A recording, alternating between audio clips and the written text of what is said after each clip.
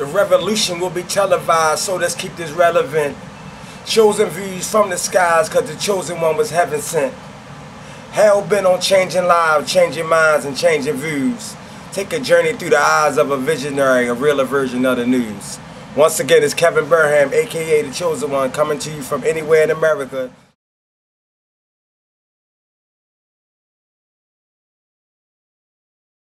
Introduce yourself. Hello, my name is Melinda Thomas. I'm the owner of Red Carpet Hair Studio. And that's all. Okay, that's who you are? Okay. You go ahead and introduce yourself since you're in the chair.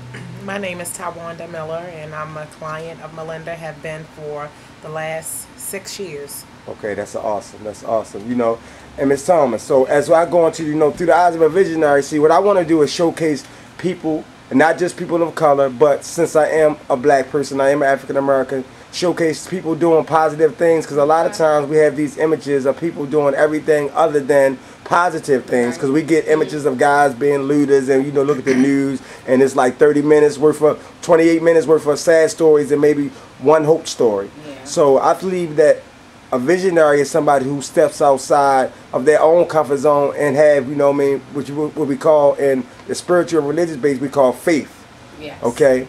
Now, as always, through the eyes of a visionary, it's a topic-driven show. So, the first topic I was thinking about, because like I say, I go around through the country and I talk to people all the times, and we have a problem with like loyalty. Like I believe that a lot of times, I'm saying, not just our personal experience, but we talk about collectively trying to, you look at what's going on now in the government, it's obviously that, we at a disarray, but it's not about the best deal. It's not about being loyal to the government or the people. It's about, actually agreeing to be disagreeable. So what do you think about that? I think it's about, like, you as a person, what was instilled in you growing up. Okay. As far as loyalty. Okay. Sometimes your word is all you have. Right, You right. don't have money. You don't have anything. Right. Sometimes your word is all you have. And I believe if you say something, that you're going to do something, you should really stick to it. Right. Okay. And it truly, like I say, but we talking about now, we talk about a personal. So you believe that most of these guys who are politicians right now, you believe that it's the way they came up, they come up on loyal terms, or they basically just trying to blackball the current president out of the office. What you think? I think it's all against President Obama. They don't want to see him succeed. That's what I think. Right. So at what expense? At the expense of the American public? Yeah, they're willing to just to get it all. Wow. Just to prove a point. It's crazy, That he is not, that he's not fit. But these problems have been going on for a long time before he even stepped into the office. True. If anything, I believe he's making it better. Okay. Yeah. But he needs the support of Congress. Okay. To pass certain bills, and they're not giving him the support that I believe he needs. Okay, and you know what, and that's so, and a lot of people, because I go around here and I talk to people, and a lot of times that's what they saying, they saying basically they being disagreeable just to be disagreeable, just to show the backlash, but who suffers in the end? Now let's take that away from the politics, and we're gonna make this even smaller, because I'm saying, how about in the black community? How about in the communities where you getting out of the right support? Did you have people who really wanted to see you succeed? I had a handful of people that wanted to see me succeed. Okay. But it seemed as though when I tried to reach out for information on how to open up a salon, I even went to other salon owners at the time. Okay. And they were not willing to help me. Wow. They would say, we're going to set up lunch, and then when the date comes up, they back out on me. Yeah.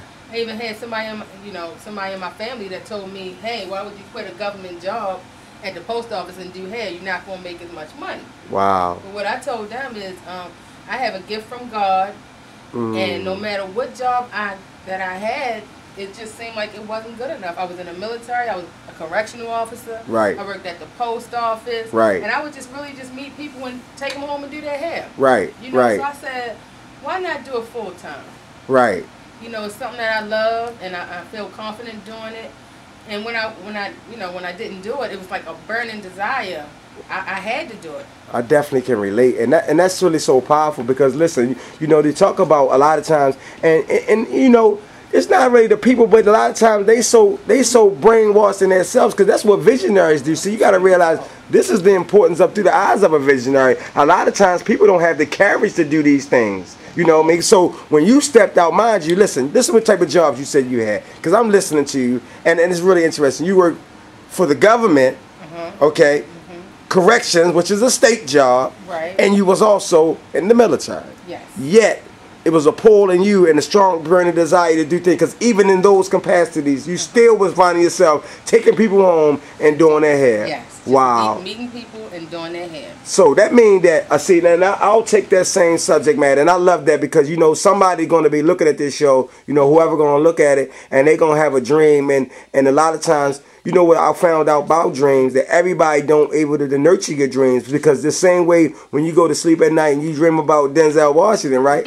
Nobody's seen them. Denzel. Right. Yeah. But the thing about it is nobody had to, because you know that he was there. Right. And a lot of times people don't get to see it because they'll limit you off of their own lives. Right. So, you know, gotta have faith. Right. And that's faith is one thing. Prayer you know, is the key. Wow. You gotta have faith, and you have to be. See, when you deal with loyalty, you have to deal with a word respect. Okay. And first and foremost, you have to respect yourself. Okay. And when God gives you a gift, a lot of times He puts us in position where we have no choice but to rely on the gift that we were born with. Okay. Yes. Now, in dealing with loyalty, you're going to deal with different type of people. You have to be prepared for everything you come in contact with. So with loyalty, with respect, there comes that little green monster, jealousy.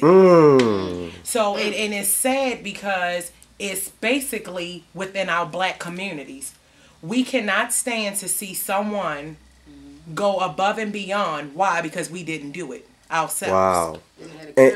So therefore, we have to take what God gave us deep down in ourselves, and we have to work with what we have. A person said something to me a while ago, which made me go back to school. Okay. He said to me, who motivates the motivator? Right. You're there for everybody else, but who is there for you? Okay. So I read a passage out of the book, A Dream Deferred. And one thing Langston Hughes said that really, really got to me. He said, if you do not live your own dream, you will start to resent the people around you. Hey, you know what? Wow. Now you cut into this subject matter, because, you know, everybody knows through the eyes of a visionary, this is, you know, not just a topic driven, but it's also because I am an artist, and I interpret others' lives, you know, and I take my own. And, you know, I wrote a poem, and it was called How Would I Be Remembered? Wow. And as I say, how would I be remembered? This has often crossed my mind. I ponder this thought every day as I get closer to the end of my life. Will they remember my pain and sorrow and my constant battle with self? Or will they remember my zest and resilience, because I would fight until my very last breath? Will they remember my battle with drugs, or will they remember when I finally came clean? Will I be remembered as a beautiful person? Will I only remembered as being mean? Will someone remember that I loved, and for my brother that I would shed a tear, walk with him, talk to him, lend him a shoulder or even an ear? Will I be considered as a poet, saying my name in the same breath as other great literary giants? Or would I be remembered as wasted talent, always stumbled and always defiant? Langston Hughes wrote Dreams Deferred, but I am trying to write dreams achieved. How would I be remembered? About how I live.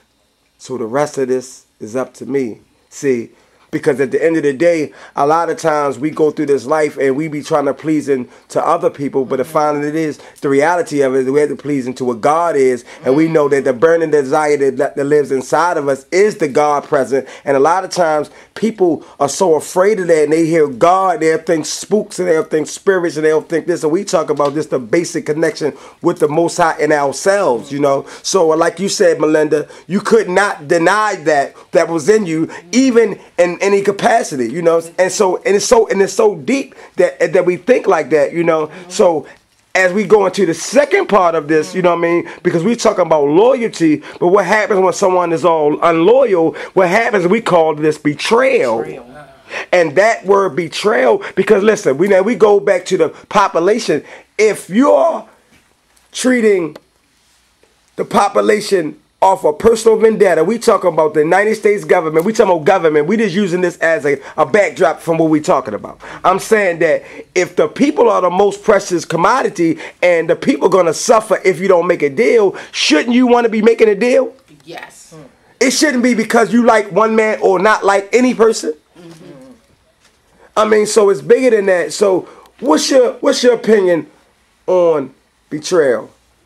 Betrayal. Say your name again before they get off. Thomas, owner of Red Carpet Hair Studio. There you go. My opinion on betrayal is, even if somebody betray you, you got to find it within yourself to somehow find forgiveness. Some kind of way you got to find it, because if you don't, and I'm speaking from personal experience. Okay. And I was hurt really, really bad and betrayed by some people that was very close to me. Okay.